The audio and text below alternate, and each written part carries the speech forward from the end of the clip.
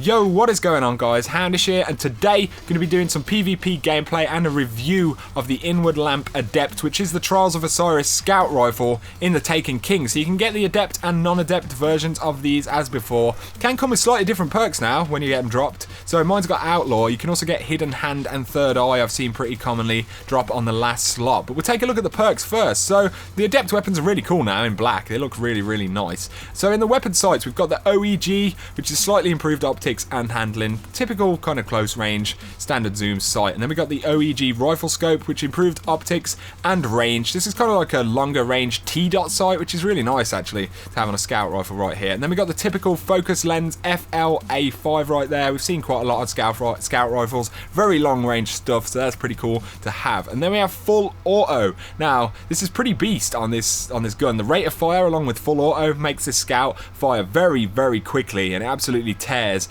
in PvP and PvE as well. It's really good for just burning targets. We'll talk about that a little bit more in a second, but we've got fitted stock for increased weapon stability right there, which is pretty damn cool. And then we have rifle barrel, which will increase your range obviously, so it's giving us kind of stability or range perks. Then I've got small bore, which kind of is the max stability you can get on mine, slower reload and reduced magazine size, so a bit of a trade-off there. And then we have Outlaw, which is really, really nice. You get those headshot kills, the reload is more or less instant as we know, so it's great that it's got Outlaw on it. And then all of the Trials weapons, the Adept ones, have Last Resort as well built into them, which obviously gives you better handling and faster reload when the wielder is the last living player of their fire team, which is very good for Trials, so that makes sense. So how does it handle in PvP? Well, damage wise it does 30 to the body, which is fairly low to be honest. Like if you're kind of body shotting people with this in full auto, it will take a very long time to kill them, which does make sense. But it does 45 crit to the head, so it's quite punchy considering its rate of fire and everything like that, and its range as well, because it has got some pretty nice range on it.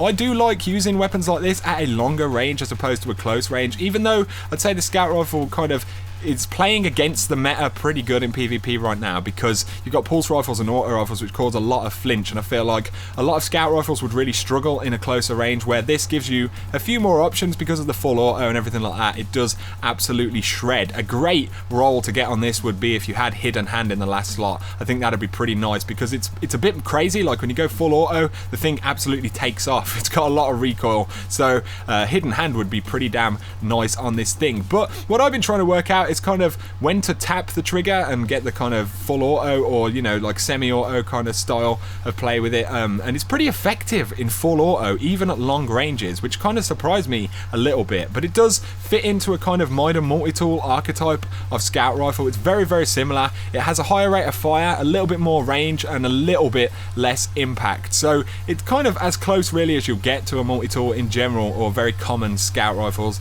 that you find. So it does handle really nicely in PvP, and I feel like having the full auto and the way they've kind of designed it does, you know, help it kind of to compete in the meta. And it will be interesting to see how kind of you know, effective it can be in more competitive play like Trials of Osiris and stuff like that. But I'm really enjoying using it, particularly on long range maps like Skyshock right here. I feel that it kind of performs at its best at those kind of ranges, which makes sense because it is a scout rifle. And it's just a shame that with weapons like this, obviously a lot of the maps are kind of relatively small, have little corridors and tunnels and stuff. It doesn't necessarily support the use of weapons like this as much, you know, as I think it could anyway. But either way, it's a really nice scout rifle. So there you go guys, it's just a bit of gameplay, some first impressions for me, what I think it's good at and not so good at. But hopefully I've enjoyed it. So if you have, drop me a like and comment down below. If you're new to the channel, also feel free to hit that subscribe button for a lot more Destiny content. But for now, you guys have a great week, take it easy, and I'll catch you very soon.